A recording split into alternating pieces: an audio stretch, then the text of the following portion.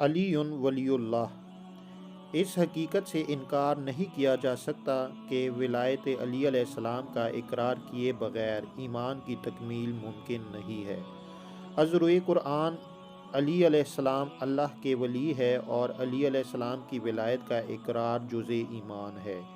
علی علیہ السلام کی ولایت کا اعلان فرض ایمان ہے اور علی علیہ السلام کی ولایت کے تقاضوں پر عمل کرنا شان اسلام و ایمان ہے۔ دور حاضر میں جہاں بہت سے دوسرے فتنوں نے جنم لیا ہے، ان میں سے ایک فتنہ سنت و بدعت بھی ہے، جہاں بعض مسلمانوں کو ہر شے بدعت نظر آتی ہے اور ان کا خیال یہ ہے کہ قرآن مجید نے غیر خدا کو ولی بنانے سے انکار کیا ہے، لہٰذا علی علیہ السلام کو ولی تسلیم کرنا خلاف قرآن و سنت اور بدعت ہے اور بدعت کا انجام جہنم ہے۔ اس سلسلے میں بہت سی آیتوں کو بھی توڑ مڑوڑ کر پیش کیا جاتا ہے اور ان سے یہ ثابت کرنے کی کوشش کی جاتی ہے کہ غیر خدا ولی نہیں ہو سکتا اور غیر خدا کو ولی بنانا خلاف اسلام و ایمان ہے۔ حقیقت امر یہ ہے کہ اس سلسلے میں دو موضوعات زیر بحث آ سکتے ہیں۔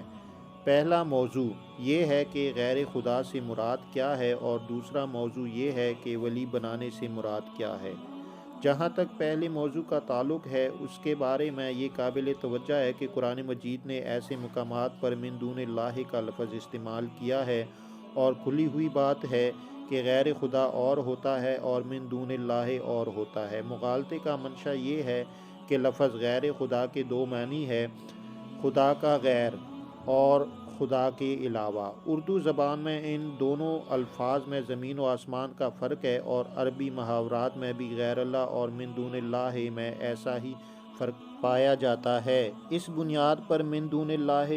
کو ولی بنانا ناجائز ہوگا تو غیر خدا کا ولی بنانا ناجائز نہیں ہو سکتا۔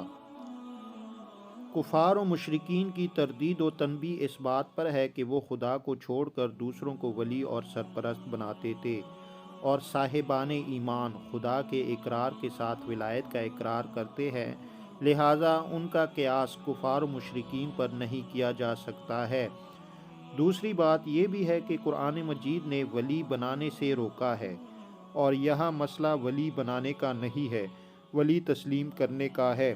بنانے والا تو خدا ہی ہے جس نے ولی بنا دیا ہے، جیسا کہ قرآن مجید میں متعدد مقامات پر غیر خدا کی ولایت کا ذکر کیا گیا ہے، لیکن خدا کو چھوڑ کر نہیں،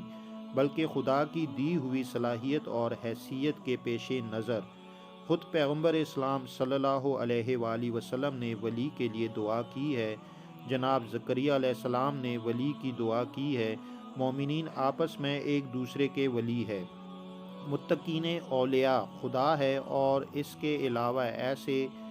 متعدد مقامات ہیں جہاں مختلف معنی کے اعتبار سے غیر خدا کی ولایت کا اعلان کیا گیا ہے اور اس تصور کی نفی کی گئی ہے کہ غیر خدا ولی نہیں ہو سکتا ہے۔ انبیاء کرام علیہ السلام کا خدائے کریم سے ولی طلب کرنا اس بات کی دلیل ہے کہ غیر خدا من جانب اللہ ولی ہو سکتا ہے، من دون اللہ ولی نہیں ہو سکتا ہے۔